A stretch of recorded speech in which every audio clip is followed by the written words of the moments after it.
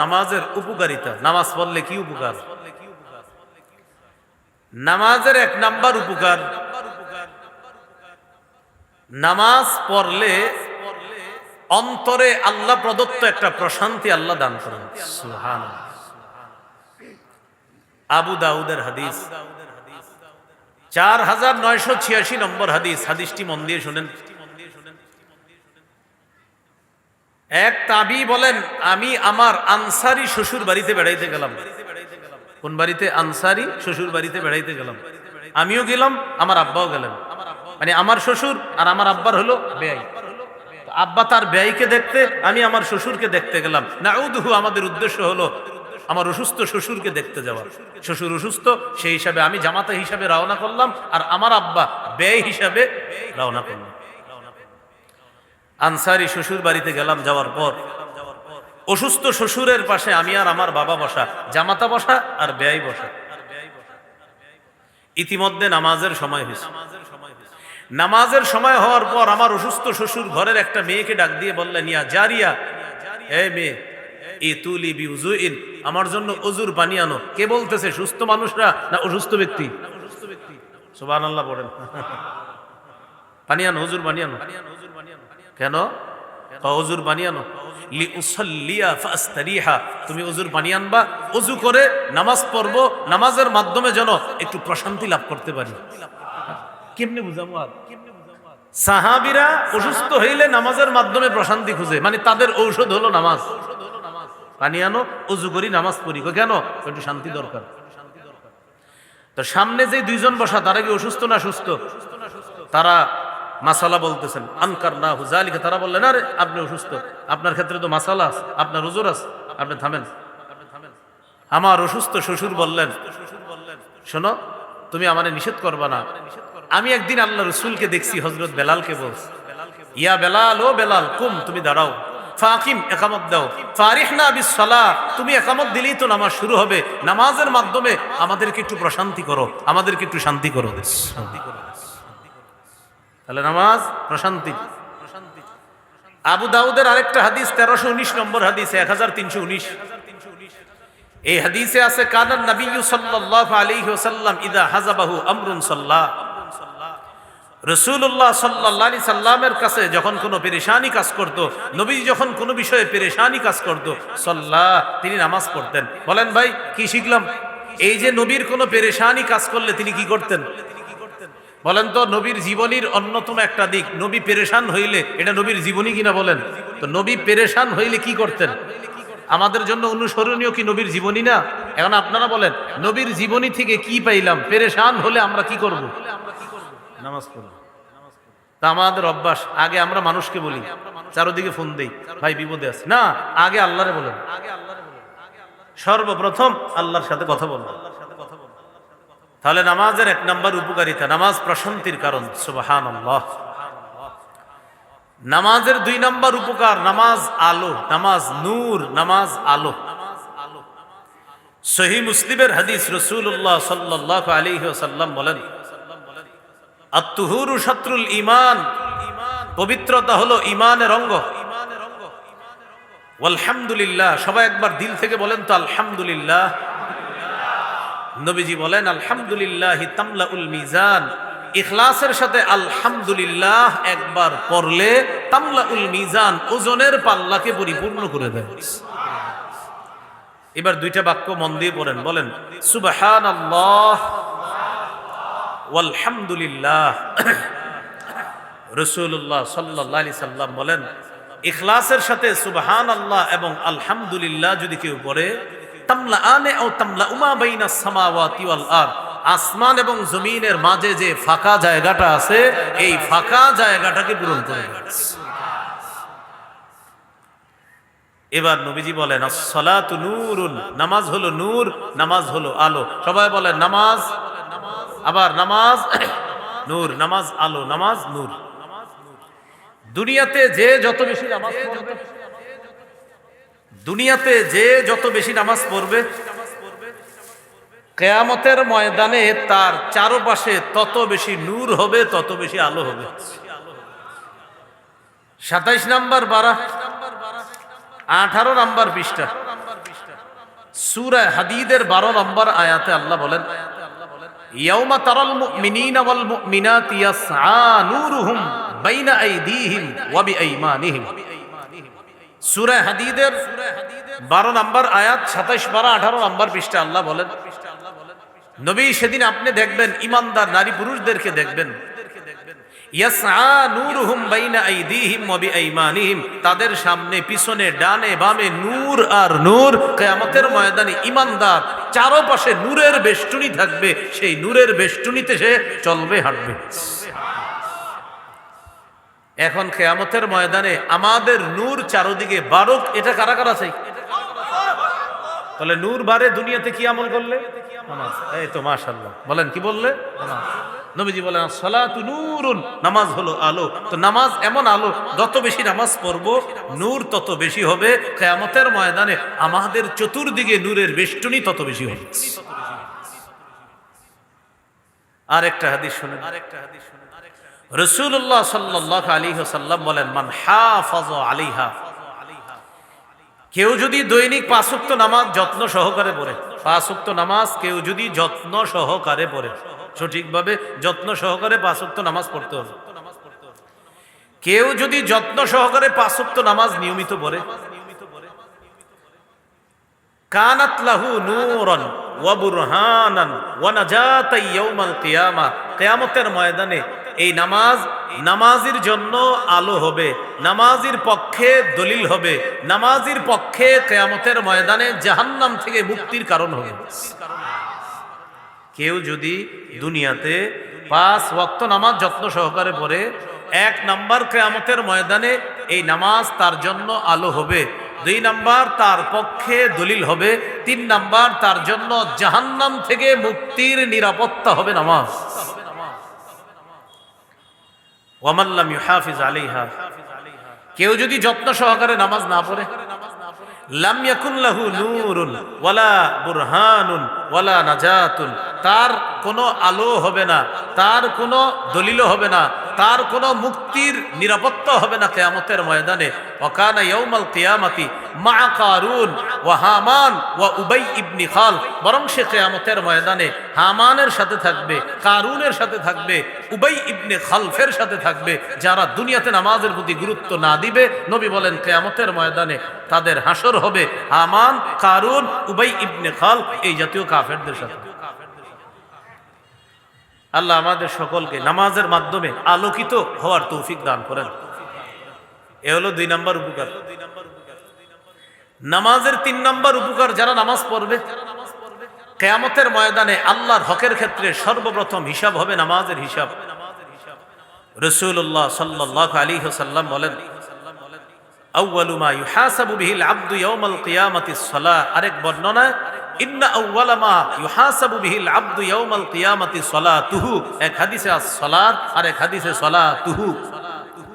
কিয়ামতের ময়দানে আল্লাহর হকের ক্ষেত্রে বান্দাকে সর্বপ্রথম বান্দার কাছে হিসাব নেওয়া হবে নামাজের হিসাব।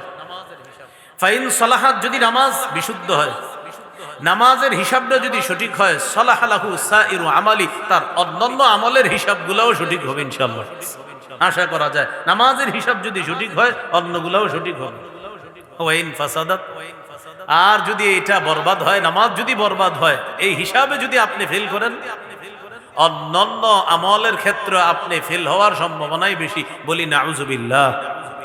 তাহলে 3 নম্বর উপকার, কিয়ামতের ময়দানে নামাজের হিসাব যদি সঠিক হয় অন্যান্য হিসাবগুলা সহজ হবে। উপকার নাম্বার 4, যারা নিয়মিত গুরুত্ব সহকারে 5 ওয়াক্ত নামাজ পড়বে, আল্লাহ পাক রব্বুল আলামিন তাদেরকে জান্নাতে ঢুকাবে। রাসূলুল্লাহ সাল্লাল্লাহু আলাইহি সাল্লাম বলেন, আবু দাউদের হাদিস, 5 ওয়াক্ত নামাজ বান্দার উপর আল্লাহ ফরজ করেছেন। এবার হাদিসের অনুবাদটা দেখেন আমি কিভাবে করি। যারা এই 5 ওয়াক্ত নামাজ পড়বে, নামাজের প্রতি কোনো তুচ্ছ তাচ্ছিল্য না করে, বলেন তো বাংলাটা কি বললাম, কোনো তুচ্ছ তাচ্ছিল্য না করে, অবহেলা বশত না, তুচ্ছ তাচ্ছিল্য করেও না, বরং মুহাব্বতের সাথে যারা 5 ওয়াক্ত নামাজ পড়ে। একটা হলো আর মন চায় না, ধুর মিয়া, বন্ধুরা ধরে নিয়ে গেছে, হ্যাঁ আর ভালো লাগে না, জানোস না আমার কাজ ছিল, তুই আমার মসজিদে নিয়ে এসেছিস, মেজাজ খারাপ। নবী বলেন, কেউ যদি তুচ্ছ তাচ্ছিল্য না করে নিয়মিত নামাজ 5 ওয়াক্ত পড়ে সঠিকভাবে, কানা লাহু আলাল্লাহি আহদুন, আল্লাহর ওয়াদা আইয়ুদখিলাহুল জান্নাহ, আল্লাহ তাকে জান্নাতে প্রবেশ করাবেন। আল্লাহর ওয়াদা, আল্লাহ তাকে জান্নাতে প্রবেশ করাবেন। এ হলো 4 নম্বর উপকার। নামাজ যারা নিয়মিত পড়বে, 5 নম্বর উপকার, অস্থিরতা থেকে আল্লাহ তারে মুক্তি দান করবে। সুবহানাল্লাহ। বলেন অনিয়মিত নামাজ পড়লে না নিয়মিত? নিয়মিত নামাজ পড়লে। সূরা মাআরিজ 19, 20, 21, 22, 23 নম্বর আয়াতে আল্লাহ পাক রব্বুল আলামিন বলেন, ইন্নাল ইনসানা খুলিকা হালুআ, নিশ্চয় মানুষকে সৃষ্টি করা হয়েছে অস্থির করে। হালুআ মানে অস্থির রূপে।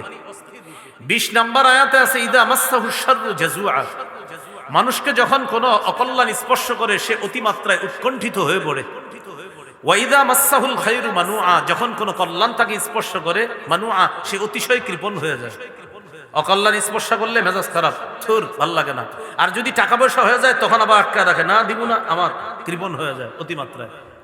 আল্লাহ বলেন তবে ইল্লাল মুসাল্লিন, যারা নামাজি তারা অস্থিরতাও তাদের মধ্যে থাকবে না, অকল্যাণ আসলেও তারা উৎকণ্ঠিত হবে না, আর যদি তাদের টাকা পয়সা হয় তারা অতিমাত্রায় কৃপণ হবে না, যারা নামাজি। সুবহানাল্লাহ।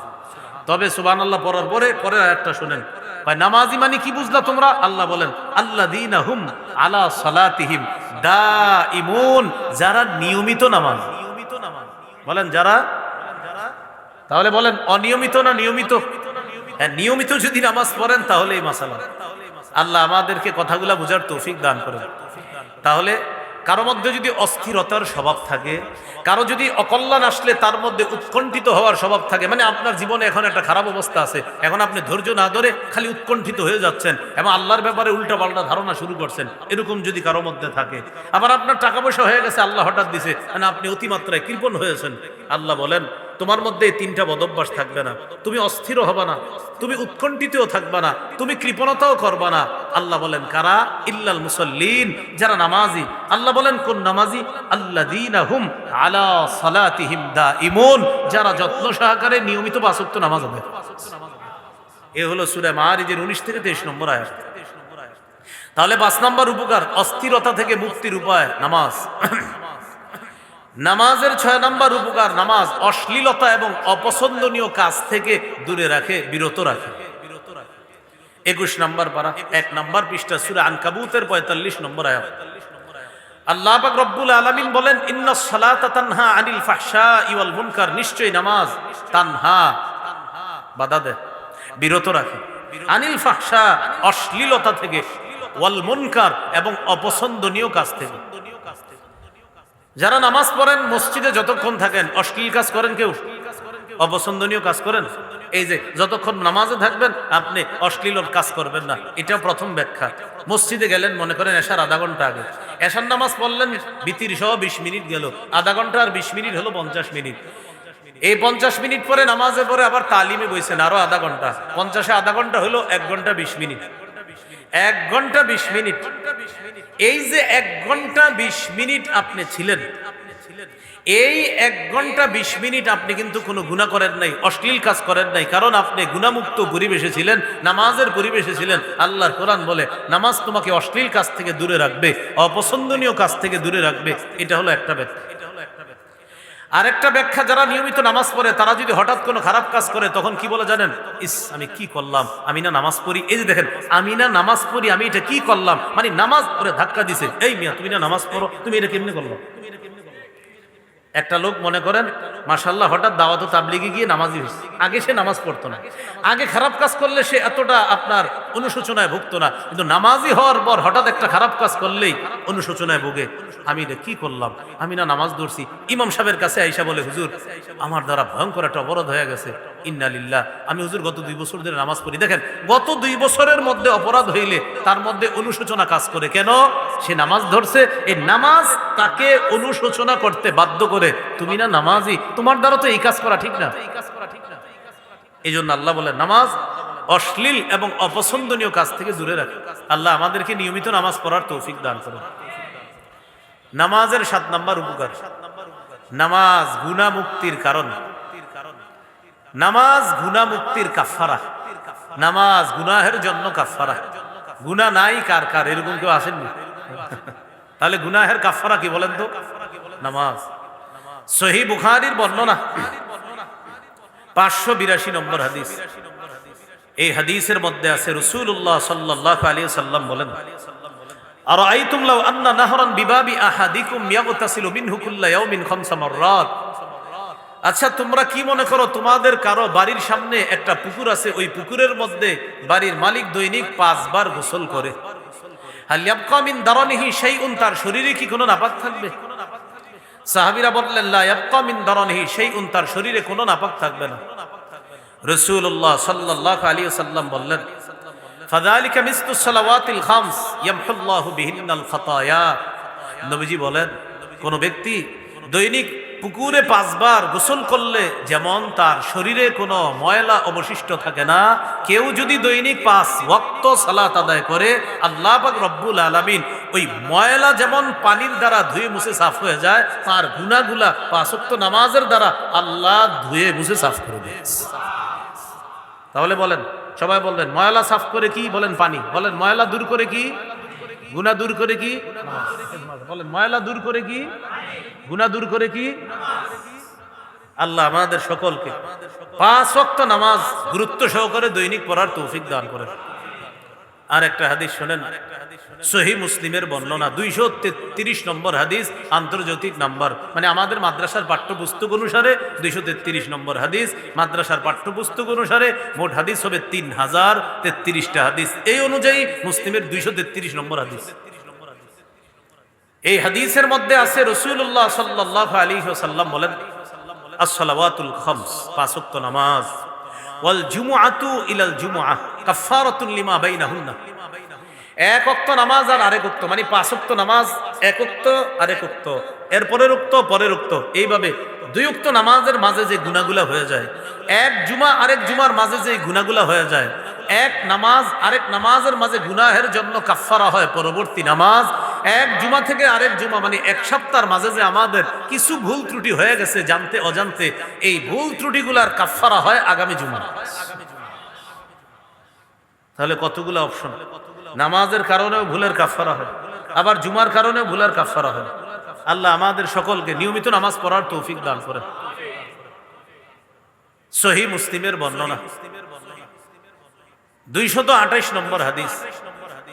এই হাদিসের মধ্যে আছে রাসূল সাল্লাল্লাহু আলাইহি ওয়াসাল্লাম বলেন, মা মিন মুসলিমিন তাহদুরুহু সালাতুল মাকতুবা, কোন মুসলমানের কাছে যদি ফরজ নামাজ উপস্থিত হয়, এর মানে কোন মুসলমানের কাছে ফরজ নামাজের সময় হয়ে গেছে, ফায়ুহসিনুত তুহুরা, তিনি পবিত্রতা অর্জন করেছে সুন্দরভাবে,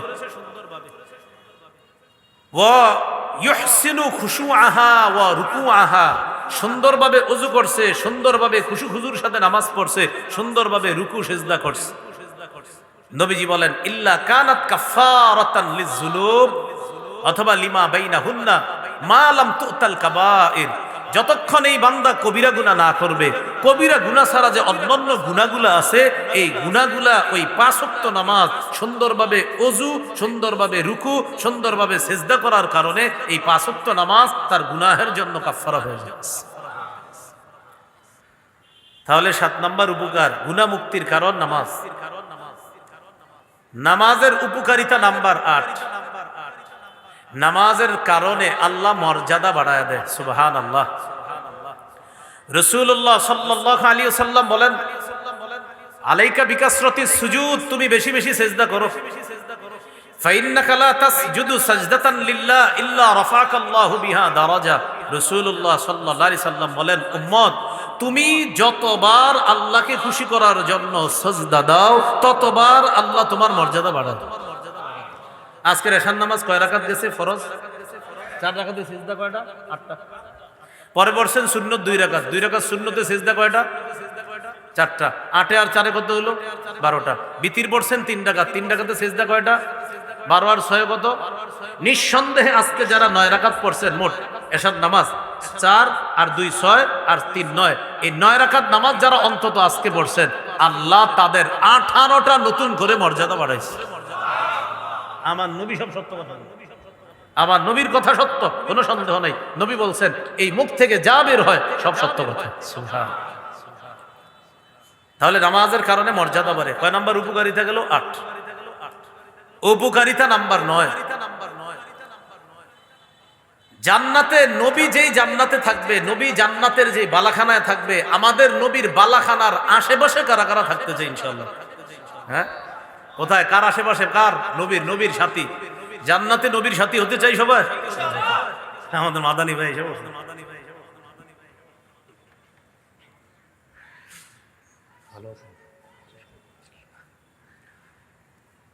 জান্নাতে যদি নবীর সাথী হতে চাই, সহিহ মুসলিমের বর্ণনা 489 নম্বর হাদিস। রাসূলুল্লাহ সাল্লাল্লাহু আলাইহি ওয়াসাল্লামের এক সাহাবী নবীজির খেদমত করছে, রাতের বেলা নবীজির সাথে রাত কাটাইছে। কেন? নবী রাতে ইবাদত করবে, তো তিনিও এরকম নবীর সাথে রাতে ইবাদতটা দেখবে, ইবাদত করবে এই নিয়তে। রাতের বেলা তাহাজ্জুদের সময় নবীর ওযুর পানি আইনা দিছে কে? সাহাবী নবীজিকে পানি দিলেন, অজু করাইলেন, নবীজি অজু করলেন। নবীজি অজু করার পর সাহাবীকে বললেন, সাল, তুমি আমার কাছে চাও, যেই পুরস্কারটা চাইবা সেটাই দিবে। সাহাবী বললেন, ইন্নী আসআলুকা মুরাফাকাতাকা ফিল জান্নাহ, হুজুর আমি জান্নাতে আপনার সাথী হতে চাই। রাসূলুল্লাহ সাল্লাল্লাহু আলাইহি সাল্লাম বললেন, আও গায়রা যালিকা, এছাড়া অন্য কিছু চাও না? তিনি বললেন, না, অন্য কিছু চাই না, আমি এটাই চাই। রাসূলুল্লাহ সাল্লাল্লাহু আলাইহি সাল্লাম বললেন, যদি জান্নাতে আমার কাছাকাছি থাকতে চাও, আইন্নি আলা নাফসিকা বিকাসরাতিস সুজুদ, তাহলে বেশি বেশি সিজদা করবা। এর মানে বেশি বেশি নামাজ পড়বা, রুকু করবা, সিজদা করবা। দুনিয়াতে তুমি যত বেশি নামাজ পড়বা, জান্নাতে আমার তত কাছাকাছি থাকতে পারবা। প্রিয় ভাইয়েরা, হাদিস থেকে কি শিখলাম? আমার নবীর সান্নিধ্য থাকার শ্রেষ্ঠ আমল কি? নামাজ। কিন্তু আমাদের সমাজে দুঃখজনকভাবে এমন কিছু মানুষ পাওয়া যায় যে মানুষগুলা বলে, ভাই নামাজ না পড়লেও অন্তরে নবীর প্রেম আছে। নামাজ না পড়লে অন্তরে, হাদিসে কি শিখলাম? নামাজ পড়লে নবী প্রেম, না নামাজ ছাড়লে? পড়লে। তাহলে যেই ব্যক্তি বললেন নামাজ না পড়লেও নবী প্রেম আছে, তার কথা সত্য না মিথ্যা? আমার নবী শিখাইলেন, না, যত বেশি নামাজ পড়বা তত বেশি আমার সান্নিধ্য লাভ করতে পারবা।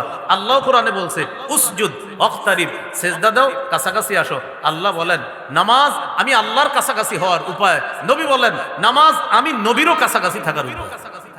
তাহলে সবাই উত্তর দিতে হবে, ওলামা হযরত ছাড়া অন্যরা শুধু বলেন তো আল্লাহর কাছাকাছি হওয়ার শ্রেষ্ঠ আমল কি? আর নবীর জান্নাতের পাশাপাশি থাকতে চান, নবীর সান্নিধ্য লাভের শ্রেষ্ঠ আমল কি?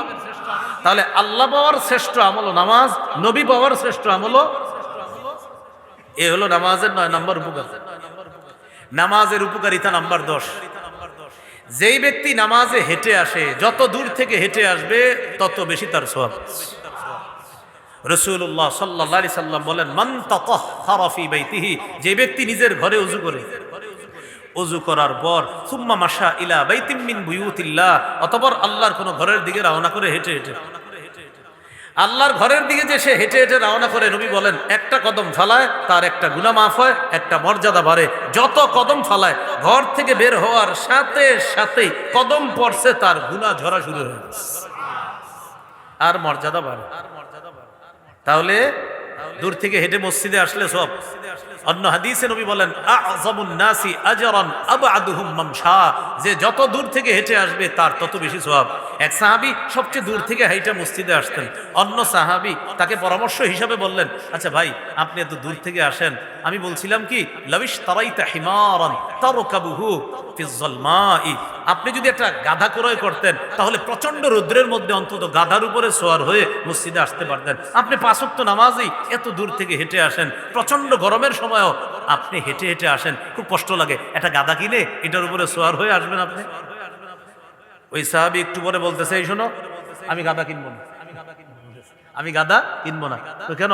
ইন্নী উরিদু আইয়ুক্তাবালি মামশায়া ইলাল মসজিদ ওয়া রুজুই ইযা রাজাতু ইলা আহলি, আমি চাই আমি হেঁটে হেঁটে মসজিদে যতবার আসবো, মসজিদ থেকে যতবার আমার পরিবারের কাছে যাব, হাদিস অনুযায়ী আমার প্রতিটা কদমে মর্যাদা বাড়বে, আমার গুনাহ মাফ হবে। নবীজি এই কথা শুনে বললেন, জামা আল্লাহু লাকা কুল্লাহ, তুমি যা বলছো আল্লাহ যেন তোমাকে পরিপূর্ণভাবে পুরাটা দান করেন। সুবহান। অর্থাৎ মসজিদে আসারও সওয়াব যেন পাও, মসজিদ থেকে বাড়িতে যে যাবা সেটার সওয়াবও যেন তুমি পাও। মনে থাকবেন ইনশাআল্লাহ। এই 10টা উপকারিতা বললাম।